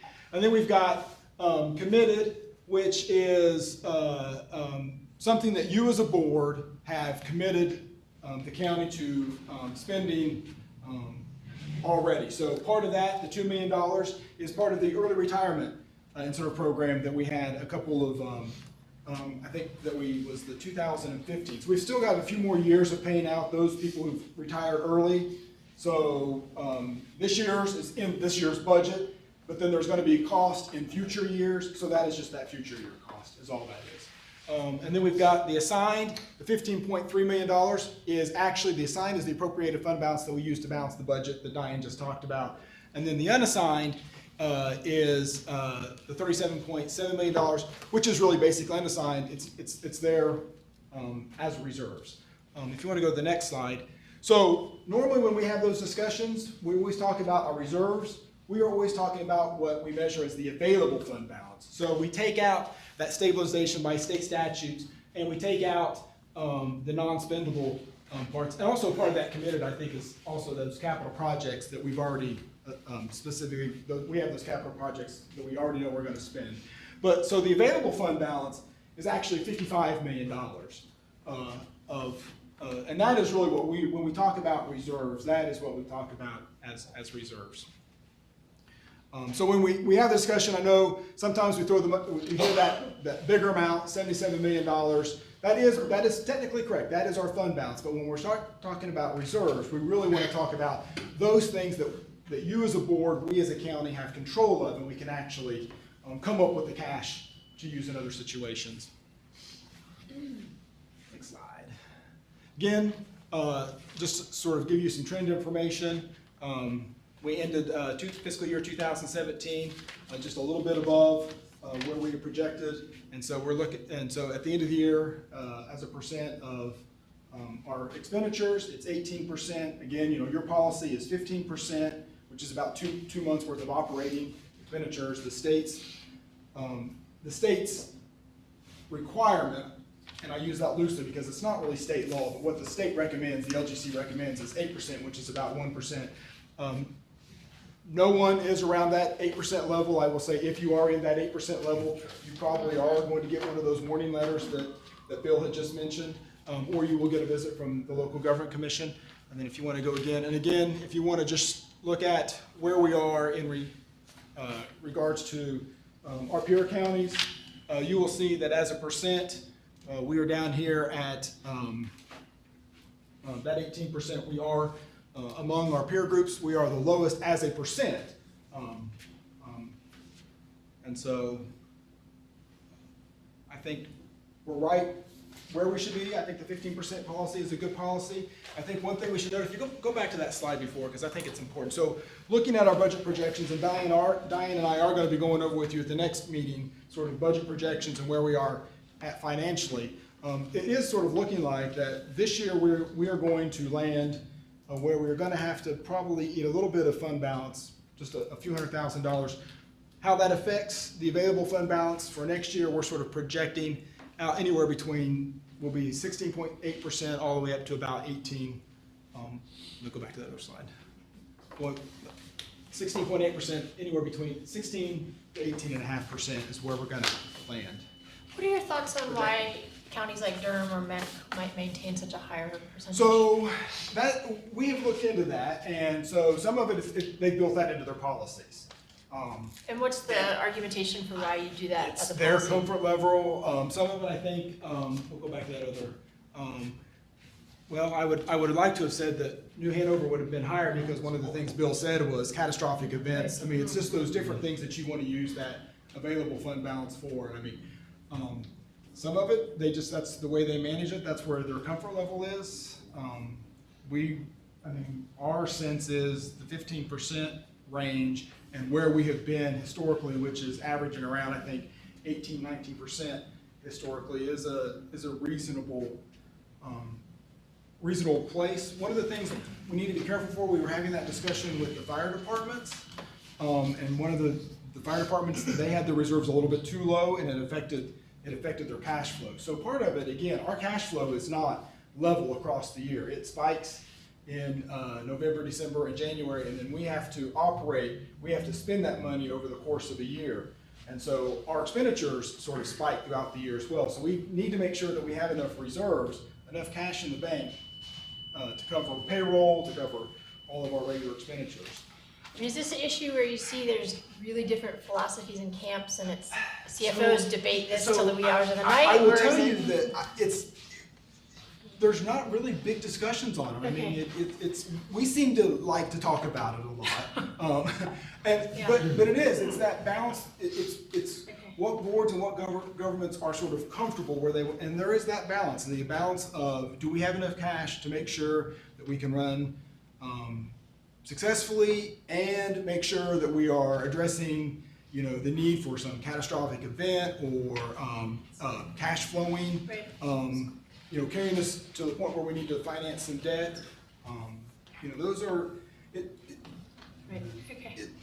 That's helpful, it's just a big, Yeah. it's a big it difference. is a big. I mean, they do a lot of school building. That's which what I they was pay saying, from, they and- also Yeah. don't have Yeah, a they don't. dedicated source for school capital. Right. Counties are Yeah, still Wake- So they might pay cash. And one of Wake the, doesn't, but Wake had their fund balance was low. their appropriated fund balance. Their appropriate fund balance was 0.1%, right, 0.1. so they run on the wire. They're money in, money out. Yeah. Yeah. So the budgets that we've had in the past, though, can you go back to the slide that's got the percentages on it? I mean, no, the other, They keep going back, right? too fast there. I think, All the way up to Whoa, whoa, 79. whoa, whoa. Oh, I'm sorry. Don't throw up, Clive. There? No. you talking about the One 5-year history of The appropriated fund one balance? with the line, that showed the percentages. Oh, That one, yes. Still in 85, stuff. 85, yes. Whoa. There it is. Yeah. Okay, so 2008 is 17.78, 18 point, whatever, out here. But what's the budget then? What's the dollar budget in 2008? I mean, is that a $250 million budget compared to a $400 million budget? It could be, but we're operating just on percentage, so as a percentage of the, Right, but for the discussion, it's about the dollars. I mean, we can have a percentage discussion and say it's 15%, and it's more than a 3-minute conversation, by the way. But, yeah. It is a net. yes. But 15%, I'm very concerned that amounts too high. We wrote that as a policy. We're keeping it as a policy. We've not adjusted that. Anytime you set a policy and you've not adjusted it for 10 years, it's probably a bad policy. So we need to look at that. So I think the policy, just for clarification, was about 4 or 5 years ago, where we set The 15%? The 50%, yes. It was about 5 years. It was in a budget amendment budget ordinance that I read within about the last 5 or 6 years. I can find it for you. But again, it was based upon, I'll get it for you. Okay, so either way, it's, 2012. to me, I think I think we have to challenge that number. I think if we're gonna have an appropriate, tax rate, and we have, spending that we can, justify, then I think we have to look at the fund balance. It's continued to grow quite a bit. We need to make sure it's sustainable, but I think that's a number that, I think that we need to look at that. So for illustrative purposes, for 2017, the 18.39%, the difference probably between that 50% policy and the 18.39% is about roughly $5 million. I mean, it's a lot of money annually, so. But you get a settlement, you get, there's a lawsuit, you have a major hurricane event, fire, catastrophic event. It's a risk. It really is. It really is what we're comfortable from a risk standpoint. At the same time, this is not directed to you, this is directed to this, okay, just understand that. Is that, families are in risk every day. So if there's an opportunity for us to challenge the fund balance, look at the fund balance, and it possibly affect the rate in a responsible way, then the families that are struggling, it can be a help to them. So that's why we have the conversation. So sure. And I know you get that. So I absolutely get that. And I think that this year it'll be a bigger conversation than in previous years. But Well, I also, think I actually said in May to the manager, how do we talk about a tax increase when we're not addressing the fund balance? yeah. When we're asking people to pay more money, and yet we have so much. I said that in May. So this is a good conversation, and a big conversation that we need to continue. And I think the question about why different counties do different things, I would like for us to look into that more, because I don't want to carry unnecessary fund balance either. But the data shows of the 10 lowest counties, we have the least fund balance, Right. but for one. So we need to look at this carefully and thoughtfully, but there's something going on there, and we are at the very low end of this right now. So we do need to be cautious about becoming. If we were to reduce it very much at all, we would be the lowest. And I think we need to think more.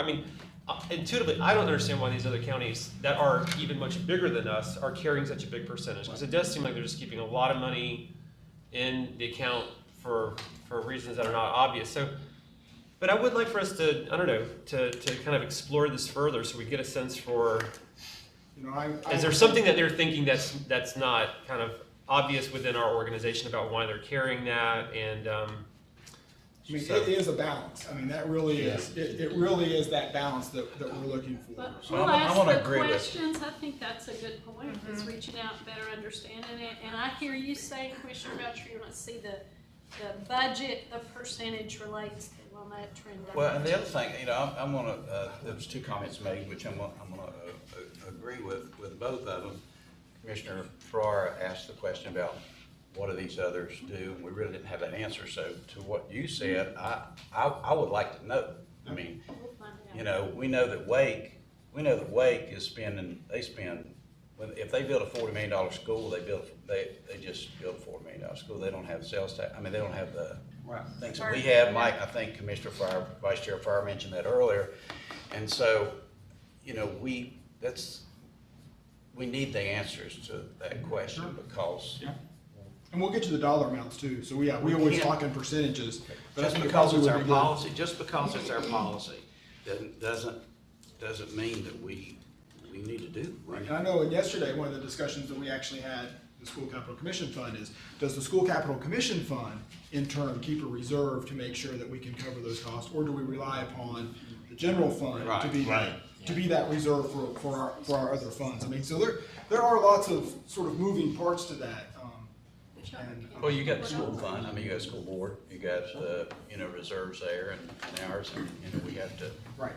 I do know that the rating agencies, I think one of the metrics for the rating agencies is about, they like an available fund balance of about 30%, is really what they're looking for. So, I mean, we really are on the lower end of that, and I feel comfortable where we're at. I'm comfortable keeping us anywhere between that 15% and the 18%, because I think we do have really good metrics in place and really good folks keeping an eye on how we're spending our money and keeping an eye on that. So I feel comfortable with that. I would start, just me, would be a little bit more uncomfortable if we were starting to go lower than the 15%. I mean, I think the 15% is a solid. Yeah. We haven't been that, but we've never been at 15%. Right, but if you, and I look at it is, if we go with this, for an example, let's say we decide that we don't want to use as much appropriated fund balance. That means then we don't have as much appropriated fund balance, and then we spend all the way up to that budget.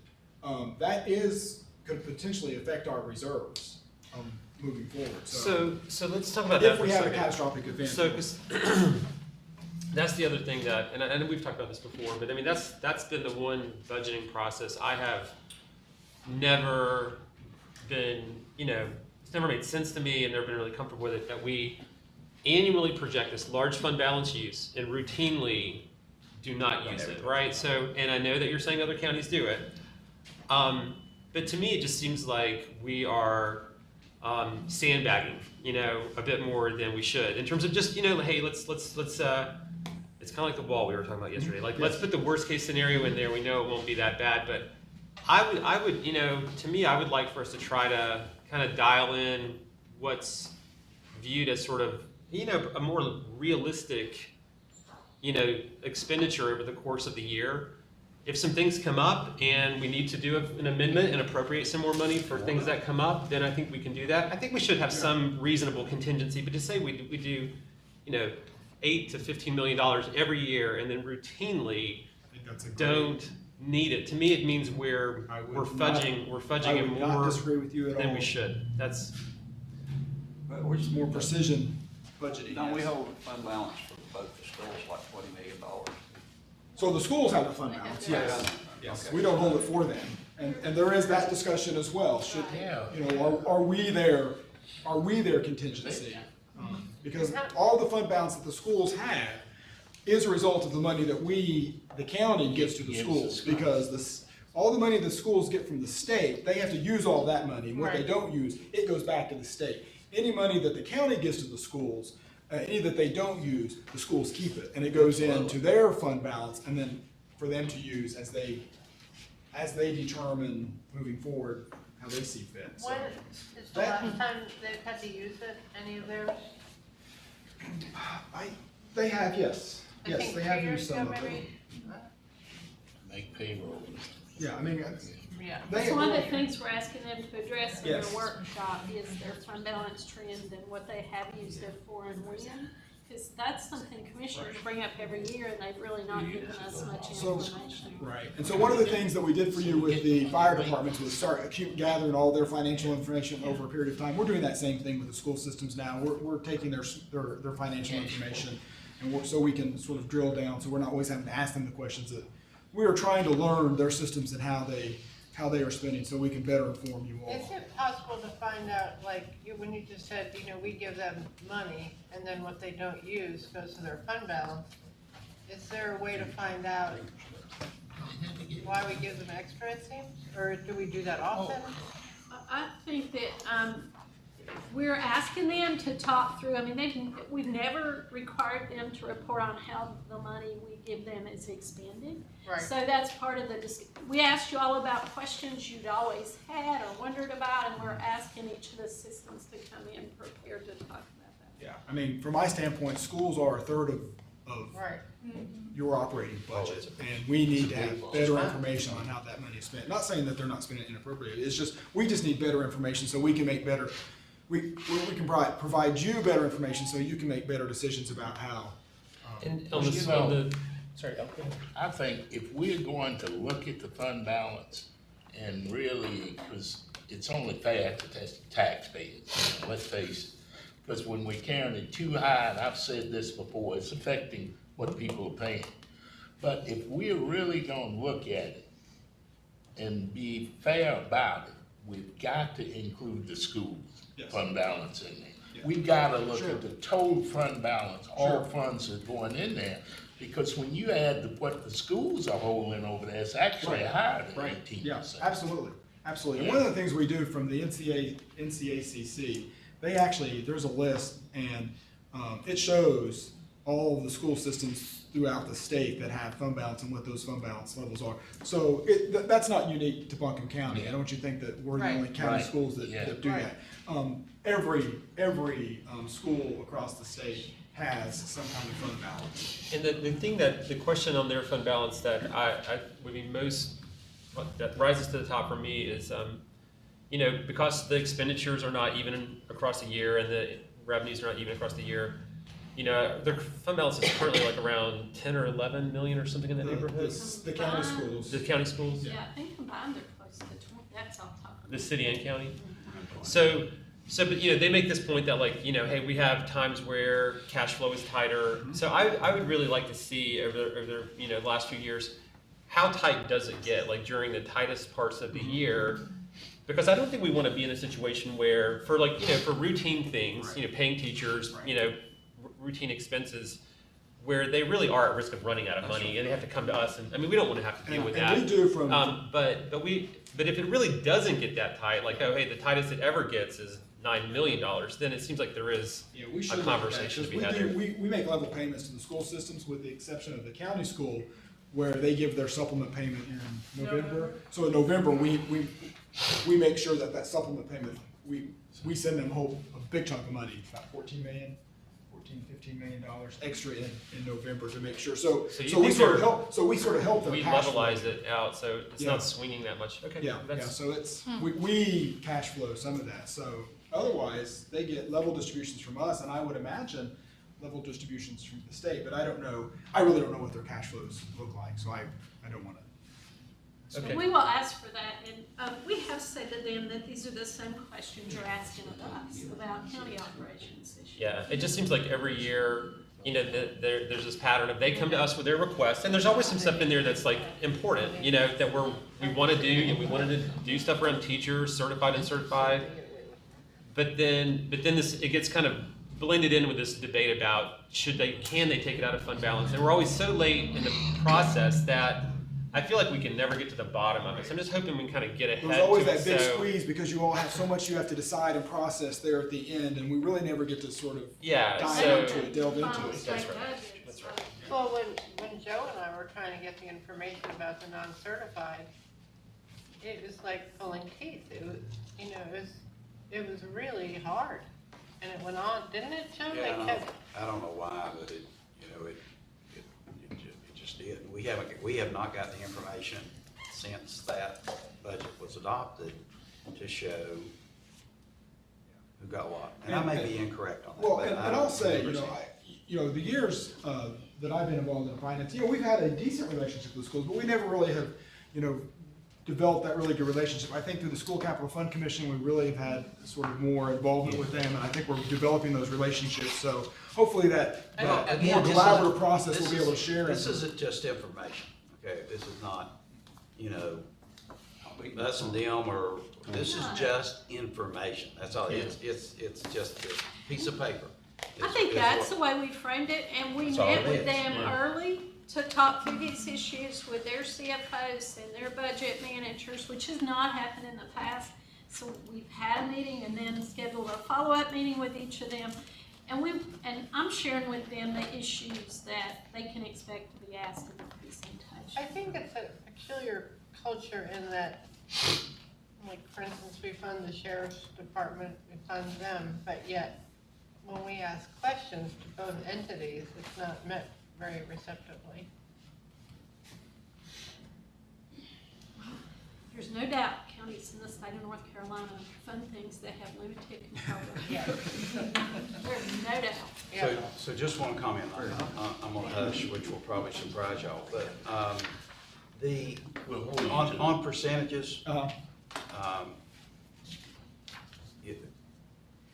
we don't. It's not necessary to see graph. So let's go back to the graph that shows us the best in the world. Okay. I don't necessarily wanna see those. Okay. I think it would be good, I mean, it's. Look over there. Okay.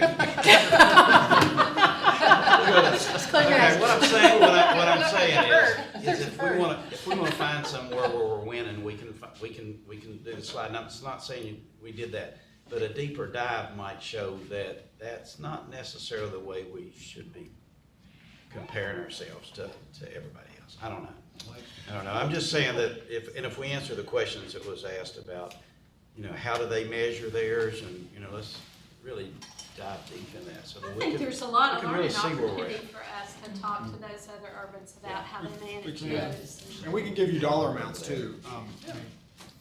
That would be, this is just really the standard local government metric that is used that we get. So, but we could certainly be more creative. I've always wondered how they're like $1 billion budget, 1.2 billion. So, yeah, so I would suspect that whatever they're at, 17% is probably, hundreds of millions of dollars versus our $55 million. But it wasn't on the slides before. It was 800 something. But that was the fund, that's the appropriated fund That balance, was and the that's, I appropriated like the fund way balance, they're yes. doing that, 'cause Right, Wade that was doesn't- them using appropriated fund They balances. don't do it. Yeah. They project Right. their actual budget, That's right. and they probably. Right. They run tight. Can you, the tax rates for 800 Durham and something. Mecklenburg, can we see those again? Or is that- Tax rates? Yeah. Bear with me, here's a scroll. Hello. One of us is high. 80. 80. He's got $1 billion. 87. Oh. 87. Their budget's 1.2 The billion. Mecklenburg and they're- is one, And they're sitting on 15% of that. 76. So now we have to keep in mind relative valuation budgets per Yeah. capita, which we have. Some of those get a little skewed outside of us, so where we are is New Hanover, Durham County. Yeah. The thing that I think needs to be kept in mind when you look at this is that our real estate, our real estate values are high. So, this does make us look very good, but if you have the same house in Forsyth County that you have in Asheville, it's gonna be worth half as much. And so you might be paying a higher tax rate, but the check you actually write to the county might be less. And they don't have Article 39. Check that out. Right, one of the interesting things when we were talking with Tom Tavit was that the cost of living really isn't that much different, but real estate really was a bigger difference in that cost of living factor. I still haven't got my head around what makes up the difference. Cumberland's almost 87. Yeah, it seems to me that it couldn't be that much of a swing, but that's.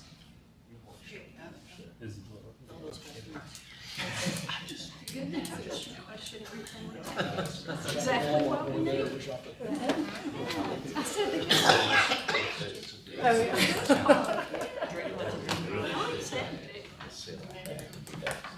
I just want 6 million back. How much is that? That kind of much.